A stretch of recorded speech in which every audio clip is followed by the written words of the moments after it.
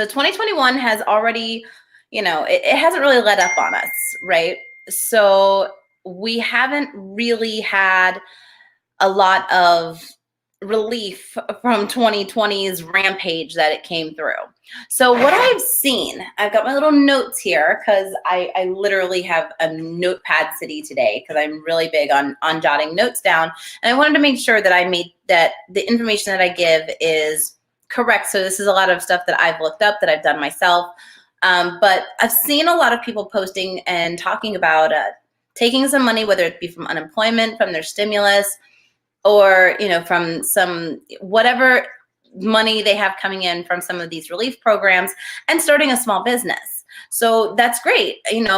That is great for anybody, because small business can be really, really wonderful, but it can also be really, really stressful.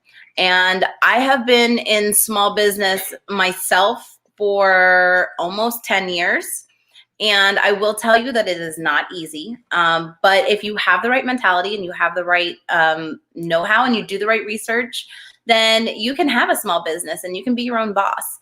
Now, there is a big difference between, because I see a lot of people in like network marketing talking about, well, this is my business and I'm self-employed and this is it's different than that. You're an independent contractor when you're in an MLM, which is very different from being an actual self-employed person, because self-employment is, when you're a real self-employed person, it's your business. But independent contractors fall under self-employment because they are not considered employees. They do not actually have taxes taken out by an employer. They do it themselves. So this is actually for people that want to open a business. So a real, honest to God business. So first things first, what do you need to know? So what kind of business are you looking to start? Okay, so are you wanting to do a restaurant? Are you looking to sell something you make? Are you looking to, what is it that you have a trade? Or do you have something specific that you have in mind that you want to actually do for your small business? So the first thing that you want to think of when you're looking into what business you want to actually start is, what do you have an interest in? If you don't have an interest in the business that you're going to be dealing with, then you're not going to get very far, because you're not going to feel any passion towards this business. So when I was looking into what I wanted to do in 2012, when I decided I wanted to be in business for myself, I was already working in the event industry with another company. But I also knew that there were things that I wanted to do with the company and with a business that that company was not looking to do. So that kind of pushed me to want to do my own thing. But I loved the fact that I got to work with this company, because there were things that I learned that I wouldn't be able to learn anywhere else. And before I started my company, I learned from them. And then I went out to LA and I learned from people out there, because events in LA are it's a whole different breed. Like, you have everything under the sun. I mean, you are working with celebrities, you are working with a lot of major, major vendors. And I learned aspects of the business that I didn't learn while I was here. And then I can take everything that I've learned and I brought it back here and started my business. So, that's how I started my Amethyst Events business. And I'm taking aspects of everything that I've learned and I'm putting it into my company. But also, I have a passion for this business. I love events. I love hosting events. I love the process from beginning to end, from the design process to the building process to the location scouting to everything. I love everything about it. And that's what makes me thrive in this business, is because I have a passion for it. If you are just doing something because it's popular right now, you might catch a little money here and there, but you don't really have a want to do this or to do that particular business, then it's not going to take you very far. It's not going to be a long-term thing. It's going to end up being a hobby. So if you are somebody who absolutely, say, just you love baking, you have found that, a lot of people, especially during lockdown, found a lot of things that they didn't even know that they were good at. So say you found, your interest in baking. Sorry if my camera's shaking. My dog is scratching his ear right now, and he shakes the entire room, it feels like, when he does that. But a lot of people found out they were good at baking. So do you love baking, or you just, I like it every now and then? A friend of mine actually took some of the stuff that she did. She was working at home remotely for her regular 9 to 5 job, but then she was taking time and she was baking and she was cooking and she was making these amazing cheesecakes. I'm talking like big, whopping, beautiful, tasty cheesecakes. We bought like 3 of them, and these cakes were amazing. And she decided to turn it into a small side business because, she needed the extra income because, Corona took a lot of things away from people. And she now does like plates of food on weekends, so you can buy a plate or whatever. And that is something pretty cool because that is, something that she can actually take, with everything. So, she makes amazing food. She makes amazing cakes, and she kind of turned it into a side business. It's not her main income, but she's having fun doing it and she's making money off of it. So she took something she was good at, she was passionate about, and turned it into a side business. This is completely what you want to do. You want to make sure that you are really, really into what you are doing. Now, once you decide what you want to do, you want to make sure that you know all the legalities that go into it. If you are going to make this a full-time job, if you're going to make this your number one source of income, you want to make sure that all your legalities are in place. So what does that mean? That means that you need to decide, are you going to be a sole proprietor? Are you going to be an LLC? Are you doing this with somebody else and you want to be a partnership? What is it that you want to do as far as the legalities? Now, there's a difference with everything, because if you're a sole proprietor, then you don't require an EIN, though I do recommend you still get one. I usually will recommend somebody be a single person LLC instead of being a sole proprietor, because if something were to happen and you were to get sued for any reason, they would sue the LLC or the company and not you personally. So you wouldn't lose like your house or anything like that. If it is truly something that happened to you, that you did, it kind of covers your butt that way. But there's different paperwork that you have to file for different types of businesses. LLCs have to file certain articles of organization. If you're a corporation, S Corp or a C Corp, you have to file articles of incorporation. You need to look and see what type of embodiment is going to be best for what you're doing. Now, once you do that, you want to make sure that all your legal paperwork is in place. Not everybody can afford a lawyer. If you can, great. Make sure you have them on hand, because you're going to need them for all the paperwork. But if you are like pretty much everybody else and you don't have the type of the type of money to just shell out for an attorney for your everyday needs, then a great way to do that is to go on to LegalZoom. LegalZoom, you can file articles of incorporation and articles of organization for about $150 to $200. It's not that hard. They make sure that all of your stuff is in place. They make sure that everything is good. And a lot of times it also comes with them updating things to the Secretary of State of your state for you. So all of that gets taken care of and everything is legal in place. And if something were to happen, you have somebody on your side there at LegalZoom who can help you take care of what you need to take care of. It's really simple, really easy. I've used them in the past, and I really, really enjoyed, the business that they gave me, and I enjoyed the advice and everything that they did for me. So once you decide what you want to do, then I've got a whiny dog over here. Sorry. Make sure that you get an EIN from the IRS. Now, you can do this online. They actually have, it used to be that you had to call in or you had to fill out all this paperwork. And now you can go online to the irs.gov and you can fill out an application for an EIN. They'll ask you if you're going to be a sole proprietor. So you need to figure out sole proprietor, LLC, all of that before you even apply for an EIN, because they're going to ask you what you want to do. Because when you use this EIN, say you're using it for taxes or whatever that gets sent to the IRS, that's what it's going to show. So if you said that you're an LLC, but then you start trying to file taxes as a sole proprietor, it's not going to match and it's going to kick back, because the IRS has you listed as being an LLC and you're trying to file taxes as a sole proprietor. So make sure you know exactly what you want to do before you file for that EIN. Now, the EIN, you can, like I said, it's going to ask you all these questions, but once you get that EIN, you can use that for your business license. You can use that for a business bank account, which we're going to talk about in a minute. And it's basically going to be the way to build credit for your company. And where, like, for us individually, we have Equifax, TransUnion, Experian.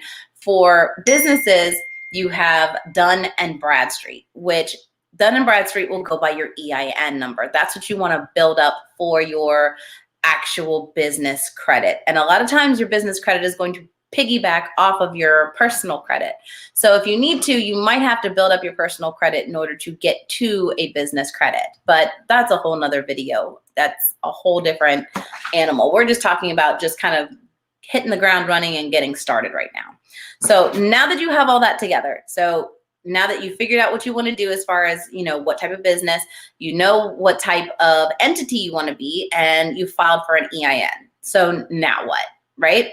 So now you want to get all that information together and you want to open a business bank account, because you're not really going to be able to even launch your company without a way to take payments and be able to do things for your actual business. So you want to open a business bank account.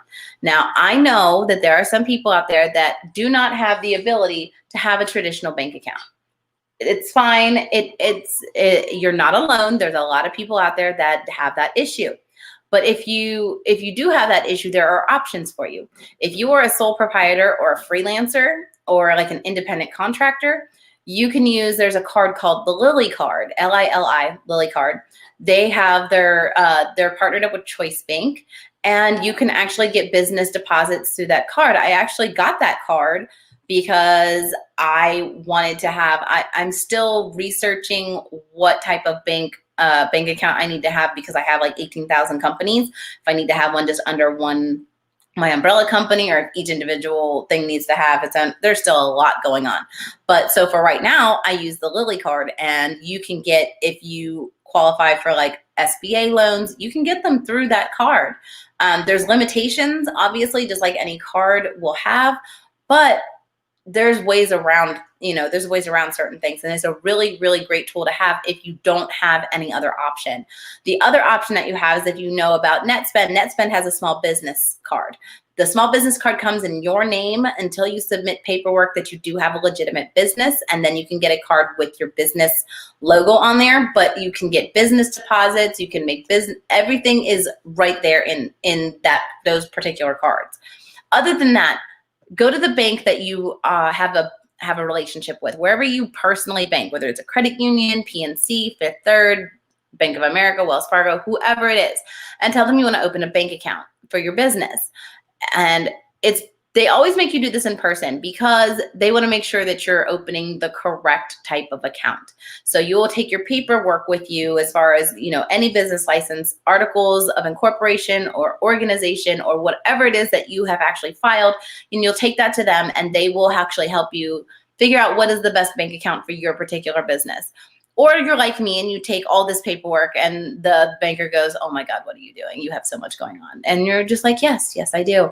So it takes a little longer to find your perfect sole bank account. So that's what I'm working on right now. But make sure that you do have a specific place to take inventory payments, to do invoicing, all of that. And you want that separate from your personal account. Even if you're a sole proprietor or a freelancer, like a freelance photographer, freelance, whatever, have something separate, because if something were to come down to it and you needed to be audited, you would be able to pull all of your things from your business and you would have everything separate from your personal. So you want to make sure everything is separate. Now, once you've done all that, something important that a lot of people overlook, Charmin, shh, sorry, she's whiny today. The one thing that a lot of people overlook is making a business plan. Make a business plan, because some people, sometimes even the bank, are going to want to see your business plan. They're going to want to see what it is that you have in mind for your business. What is your plan? What are your goals? What do you want to see happen with your business in the next 6 months, year and a half, 2 years, 5 years, 10 years? Where do you want to be? They want to see Where do you see your company? How do you plan on growing? What is your plan to make your business successful? Because unfortunately, the stats say that most businesses, small businesses started, will fail. And it's most of the time because people don't want to put in the effort to do it. They think it's going to be this simple, easy cakewalk, and it's not. It's a lot of work. Just because you don't want to have a boss doesn't mean just open a business because, hey, I just want to be, my own boss. If you're not really serious about it and you're not willing to take the steps that are necessary to actually have the business, then you're not going to get very far. So just so you know, when you have all these things in place, you can actually start asking for funding or backing or, business loans, investors. Once you have all of the other steps in place, you can really start rolling with this. But running or starting a business is not easy, okay? It takes time. It takes hard work. It can be very frustrating. There's times that I want to pull my hair out. And I know that it's funny because my kids swear up and down that all I do is sit at home all day and do nothing. They have no clue what I actually have to do for all of my businesses, especially because one of my businesses has been furloughed indefinitely until this coronavirus is over with. But there's still certain things that I have to do to make sure that my business is still relevant and certain things are kept up to date. They don't know about that because they're kids. They don't know about business like that. But you want to make sure that your success is going to rely on you. So your success is dependent on you. So you want to make sure that you are doing everything possible and everything that you're supposed to do to keep your business afloat and keep it going. So all of these tips, all of these these are mainstays for starting a business. You gotta have an entity. Like I said, whether it's a sole proprietor all the way up to a corporation, you have to get an EIN. It's a lot of people say just use your social. If you don't want to be personally involved in the business, like if you don't want somebody coming after you personally for whatever may have happened, get an EIN. Okay, you want to separate yourself from the business. Make sure that you have a business plan. Make sure that you're doing something that you really love to do, because if you're not, that's the number one thing. If you're not happy with what you're doing, you're not going to get very far. And make sure that you're ready to put in the work and the time and the effort to make sure that your business can get off the ground. Sometimes you have to jump up and fall before you can actually start to fly. I mean, just with my company alone, when I started my cosmetic business, my first launch sucked.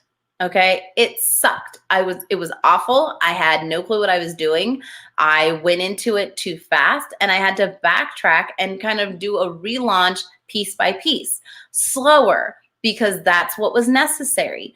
Just because you don't jump off and start making millions of dollars on the first go around doesn't mean that you don't have the capability to be successful. You just got to be willing to put in the work and take the time to do it. Okay, so that is all we have today for our Small Business Tips Sunday. I hope this was helpful for everybody that might be watching. The next time on the next Small Business Tip Sunday, I think what we're going to be doing is talking about some of the differences in certain entities as far as the LLCs and the sole prop, and talk about why it is important to really make sure that you are personally separated. Give you some examples of what can happen if you decide to go without an EIN. Also, if you are in network marketing, kind of give you an idea of how you can keep yourself separate from, a lot of the other mess that goes on, and, where you can kind of stand out as a business personally. So until next time, I appreciate you guys hanging out with me. Please make sure to check out, where is it? Right there.